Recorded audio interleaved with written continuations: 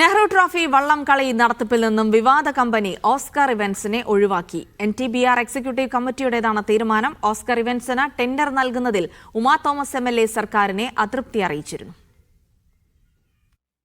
രാഷ്ട്രീയ വിവാദമുയർന്ന സാഹചര്യത്തിലാണ് Oscar ഇവന്റ്സിനെ Nehru trophy വള്ളംകളി നടത്തിപ്പിൽ പങ്കാളിയാക്കാനുള്ള നീക്കം ഉപേക്ഷിച്ചത്.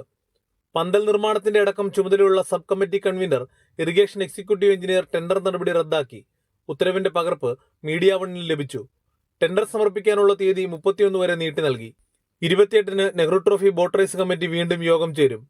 ടെൻഡർ വിവാദത്തിൽ ടൂറിസം മന്ത്രിയെയും ജില്ലാ കളക്ടറെയും ഉമാ തോമസ് MLA അതൃപ്തി അറിയിച്ചിരുന്നു. പിന്നാലെയാണ് സർക്കാർ പിന്മാറ്റം.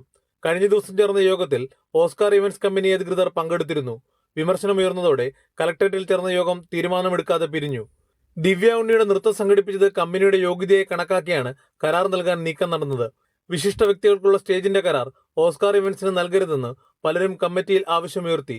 രാഹുൽ ഗാന്ധി MP ചടങ്ങിൽ പങ്കെടുക്കുമെന്ന സാഹചര്യത്തിലാണ് സ്റ്റേജ് കരാർ സംബന്ധിച്ച വിവാദം കത്തിപ്പടർന്നത്. മീഡിയ 1 ആലപ്പുഴ.